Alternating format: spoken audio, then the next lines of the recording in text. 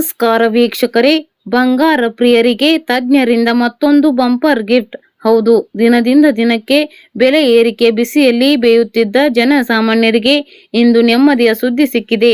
ನಿರಂತರವಾಗಿ ಏರಿಕೆಯಾಗುತ್ತಿದ್ದ ಚಿನ್ನ ಮತ್ತು ಬೆಳ್ಳಿಯ ಬೆಲೆಯಲ್ಲಿ ಭಾರಿ ಪ್ರಮಾಣದಲ್ಲಿ ಇಳಿಕೆ ಕಂಡು ಬಂದಿದ್ದು, ಚಿನ್ನ ಖರೀದಿ ಮಾಡುವವರಿಗೆ ಹಾಗೂ ಅದರ ಮೇಲೆ ಹೂಡಿಕೆ ಮಾಡುವವರಿಗೆ ಇದ್ದ ಆತಂಕ ದೂರವಾಗಿದೆ. ತಜ್ಞರಿಂದ ಬ್ರೇಕಿಂಗ್ ನ್ಯೂಸ್ ಹೊರಬಿದ್ದಿದ್ದು, ಬಂಗಾರದ ಬೆಲೆಯಲ್ಲಿ ಗಣನೀಯ ಕುಸಿತವಾಗಿದೆ. ಹಾಗಾದ್ರೆ ಬನ್ನಿ, ಇಂದು ಪ್ರತಿ 10 ಗ್ರಾಂ ಚಿನ್ನದ ಬೆಲೆಯಲ್ಲಿ ಎಷ್ಟು ಇಳಿಕೆಯಾಗಿದೆ? ಸ್ನೇಹಿತರೆ, ಸತತವಾಗಿ ದಾಖಲೆ ಮಟ್ಟಕ್ಕೆ ಏರುತ್ತಿದ್ದ ಚಿನ್ನದ ದರದಲ್ಲಿ ಈಗ ದಿಢೀರ್ ಇಳಿಕೆ ಕಂಡು ಬಂದಿದೆ. ಜಾಗತಿಕ ಮಾರುಕಟ್ಟೆಯಲ್ಲಿನ ಏರಿಳಿತಗಳು ಹಾಗೂ ಅಮೆರಿಕ ಇರಾನ್ ನಡುವಿನ ಉದ್ವಿಗ್ನ ಪರಿಸ್ಥಿತಿಯ ನಡುವೆಯೂ ದೇಶೀಯವಾಗಿ ಚಿನ್ನದ ಬೆಲೆ ತುಸು ತಗ್ಗಿದೆ. ಬೆಲೆ ವ್ಯತ್ಯಾಸಕ್ಕೆ ಕಾರಣವೇನು ಗೊತ್ತಾ? ಬುಲಿಯನ್ ಮಾರುಕಟ್ಟೆಯ ತಜ್ಞರ ಪ್ರಕಾರ ಅಂತಾರಾಷ್ಟ್ರೀಯ ಮಟ್ಟದಲ್ಲಿ ನಡೆಯುತ್ತಿರುವ ಸಂಘರ್ಷದ ಸನ್ನಿವೇಶಗಳು ಮತ್ತು ಆರ್ಥಿಕ ಬದಲಾವಣೆಗಳು ಚಿನ್ನದ ದರದ ಮೇಲೆ ನೇರ ಪರಿಣಾಮ ಬೀರುತ್ತಿವೆ. ಡಾಲರ್ ಮೌಲ್ಯ, ಜಿಯೋಪಾಲಿಟಿಕ್ಸ್ ಬೆಳವಣಿಗೆಗಳು ಹಾಗೂ ಜಾಗತಿಕ ಆರ್ಥಿಕ ಪರಿಸ್ಥಿತಿಯ ಪರಿಣಾಮ ಚಿನ್ನದ ಬೆಲೆಯಲ್ಲಿ ನಿರಂತರ ಏರಿಳಿತ ಕಂಡು ಬರುತ್ತಿದೆ. ಇಷ್ಟು ದಿನ ರಾಕೆಟ್ ವೇಗದಲ್ಲಿ ಓಡುತ್ತಿದ್ದ ಚಿನ್ನದ ಬೆಲೆ ಹೀಗೆ ಒಂದೇ ಸಮನೆ ನೆಲಕ್ಕೆ ಬಿದ್ದಿರುವುದು ಹೂಡಿಕೆದಾರರಲ್ಲಿ ಅಚ್ಚರಿ ಮೂಡಿಸಿದೆ. ಹಾಗಾದರೆ ಚಿನ್ನದ ಮಾರ್ಕೆಟ್ ಕತೆ ಮುಗಿತಾ ಅಥವಾ ಇದುವೇ ಖರೀದಿಗೆ ಉತ್ತಮ ಸಮಯನಾ ಅಂತ ಜನ ಲೆಕ್ಕ ಹಾಕುತ್ತಿದ್ದಾರೆ. ವಾಸ್ತವವಾಗಿ ಬಿಗಿಯಾದ ಆರ್ಥಿಕ ನೀತಿ ಮತ್ತು ಷೇರುಪೇಟೆಯ ಕುಸಿತದಿಂದಾಗಿ ದೊಡ್ಡ ಹೂಡಿಕೆದಾರರು ನಗದು ಉಳಿಸಿಕೊಳ್ಳಲು ಚಿನ್ನ ಮತ್ತು ಬೆಳ್ಳಿಯನ್ನು ಮಾರಾಟ ಮಾಡಿದ್ದೇ ಈ ಕುಸಿತಕ್ಕೆ ಪ್ರಮುಖ ಕಾರಣ.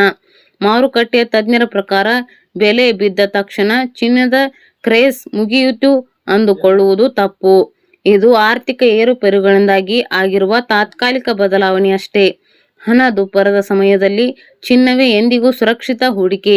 ದೀರ್ಘಾವಧಿಯ ಲಾಭವನ್ನು ನೋಡುವ ಹೂಡಿಕೆದಾರರಿಗೆ ಹಾಗೂ ಮದುವೆ ಸಮಾರಂಭಗಳಿಗಾಗಿ ಆಭರಣ ಖರೀದಿಸುವ ಗ್ರಾಹಕರಿಗೆ ಇದುವೇ ಸುವರ್ಣಾವಕಾಶ.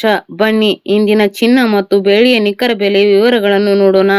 ಭಾರತೀಯ ಮಾರುಕಟ್ಟೆಯಲ್ಲಿ ನಿರಂತರ ಕುಸಿತ ಕಾಣುತ್ತಿರುವ 22 ಕ್ಯಾರೆಟ್ ಆಭರಣ ಚಿನ್ನದ ಬೆಲೆಯಲ್ಲಿ ಇಂದು ಪ್ರತಿ 1 ಗ್ರಾಂಗೆ ಸುಮಾರು 70 ರೂಪಾಯಿನಷ್ಟು ಇಳಿಕೆಯಾಗಿದೆ.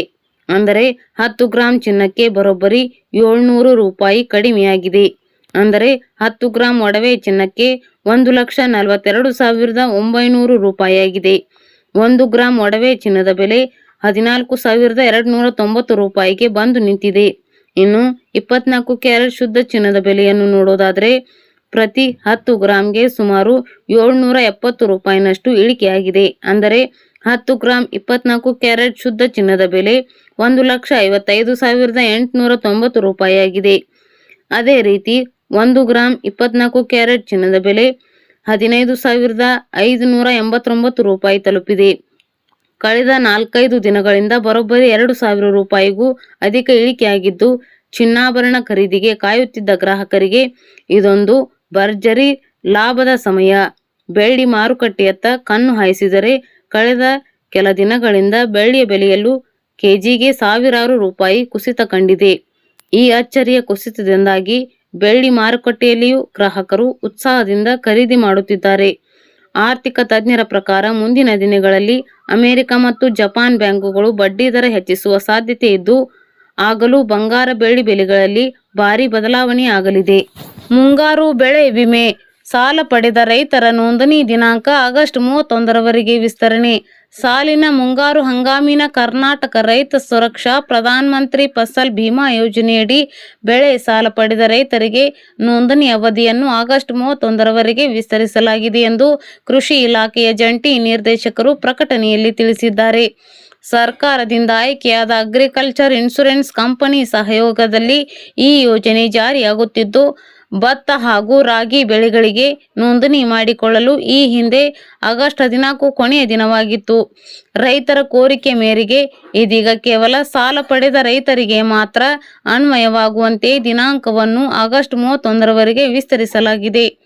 ಬಿತ್ತನೆ ಅಥವಾ ನಾಟಿ ಮಾಡುವ ಮುನ್ನವೇ ರೈತರು ನೋಂದಾಯಿಸಿಕೊಳ್ಳಲು ಅವಕಾಶ ಕಲ್ಪಿಸಲಾಗಿದೆ. ಬೆಳೆ ಸಾಲ ಪಡೆದ ರೈತರು ಈ ವಿಮಾ ಯೋಜನೆಯಲ್ಲಿ ಭಾಗವಹಿಸಲು ಇಚ್ಛಿಸದಿದ್ದರೆ ನೋಂದಣಿ ಕೊನೆಯ ದಿನಾಂಕಕ್ಕೆ 7 ದಿನ ಮುಂಚಿತವಾಗಿ ಲಿಖಿತ ಮುಚ್ಚಳಿಕೆ ಪತ್ರ ಸಲ್ಲಿಸಿ ಯೋಜನೆಯಿಂದ ಹೊರಗುಳಿಯಬಹುದು.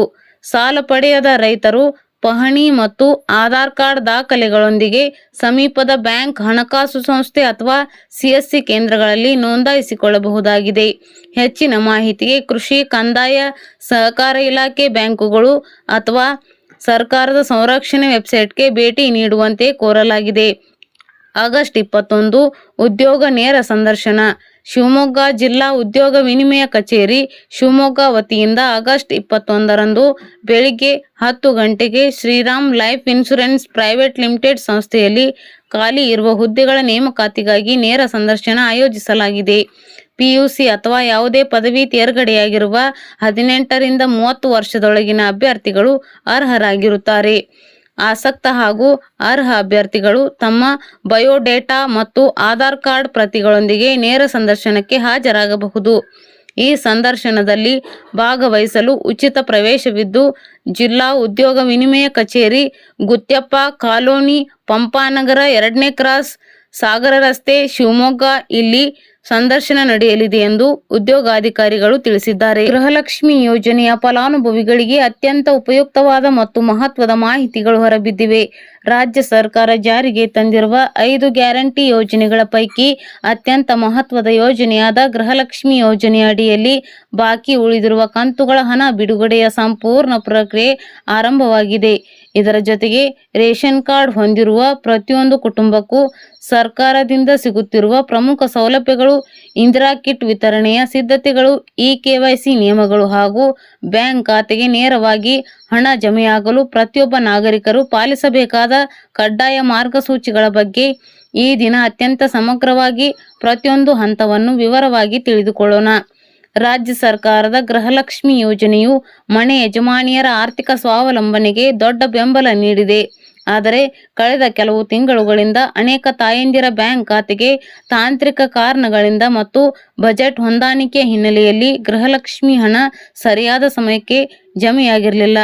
ಇದರಿಂದಾಗಿ ರಾಜ್ಯದ ಲಕ್ಷಾಂತರ ಬಡ ಮಹಿಳೆಯರು ಮತ್ತು ಗ್ರಾಮೀಣ ಭಾಗದ ತಾಯಂದಿರು ಹಣ ಯಾವಾಗ ಬರುತ್ತದೆ ಎಂದು ಕಾಯುತ್ತಿದ್ದರು. ಇದೀಗ ವರಮಹಾಲಕ್ಷ್ಮಿ ಹಬ್ಬದ ಸುಸಂದರ್ಭದಲ್ಲಿ ಸರ್ಕಾರವು ಈ ಎಲ್ಲ ಬಾಕಿ ಕಂತುಗಳನ್ನು ಒಟ್ಟಿಗೆ ಬಿಡುಗಡೆ ಮಾಡಲು ಕ್ರಮ ಕೈಗೊಂಡಿದೆ.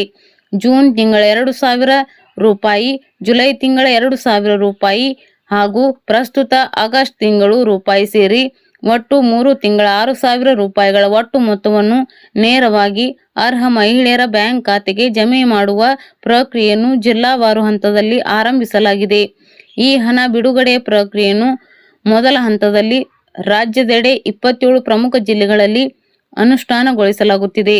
ಬಾಗಲಕೋಟೆ, ಬೆಂಗಳೂರು ನಗರ, ಬೆಂಗಳೂರು ಗ್ರಾಮಾಂತರ, ಬೆಳಗಾವಿ, ವಿಜಯಪುರ, ಧಾರವಾಡ, ಗದಗ, ಹಾವೇರಿ, ಉತ್ತರ ಕನ್ನಡ, ಕೋಲಾರ, ಶಿವಮೊಗ್ಗ, ತುಮಕೂರು, ದಾವಣಗೆರೆ, ಚಿತ್ರದುರ್ಗ, ಚಿಕ್ಕಬಳ್ಳಾಪುರ, ಬಳ್ಳಾರಿ, ಬೀದರ್, ಕಲಬುರಗಿ, ಕೊಪ್ಪಳ, ರಾಯಚೂರು, ಯಾದಗಿರಿ, ವಿಜಯನಗರ, ಚಾಮರಾಜನಗರ, ಚಿಕ್ಕಮಗಳೂರು, ದಕ್ಷಿಣ ಕನ್ನಡ, ಹಾಸನ, ಕೊಡಗು, ಮಂಡ್ಯ, ಮೈಸೂರು ಮತ್ತು ಉಡುಪಿ ಜಿಲ್ಲೆಗಳ ಅರ್ಹ ಫಲಾನುಭವಿಗಳ ಪಟ್ಟಿಯನ್ನು ಅಂತಿಮಗೊಳಿಸಿ ಖಜಾನೆಯ ಇಲಾಖೆಯ ಮೂಲಕ ನೇರ ನಗದು ವರ್ಗಾವಣೆ ಪ್ರಕ್ರಿಯೆಯನ್ನು ಚುರುಕುಗೊಳಿಸಲಾಗಿದೆ. ಉಳಿದ ಜಿಲ್ಲೆಗಳ ಫಲಾನುಭವಿಗಳಿಗೂ ಮುಂದಿನ ದಿನಗಳಲ್ಲಿ ತಾಂತ್ರಿಕ ಪರಿಶೀಲನೆ ಮುಗಿದ ತಕ್ಷಣವೇ ಹಣ ಖಾತೆಗೆ ಬರಲಿದೆ. ಆದರೆ ಈ ಹಣ ಜಮೆಯಾಗುವ ಸಂದರ್ಭದಲ್ಲಿ ಹಣಕಾಸು ಇಲಾಖೆ ಹಾಗೂ ಮಹಿಳಾ ಮತ್ತು ಮಕ್ಕಳ ಕಲ್ಯಾಣ ಇಲಾಖೆಯು ಜಂಟಿಯಾಗಿ ಕೆಲವು ಅತ್ಯಂತ ಕಟ್ಟುನಿಟ್ಟಿನ ನಿಯಮಗಳನ್ನು ಜಾರಿಗೆ ತಂದಿವೆ.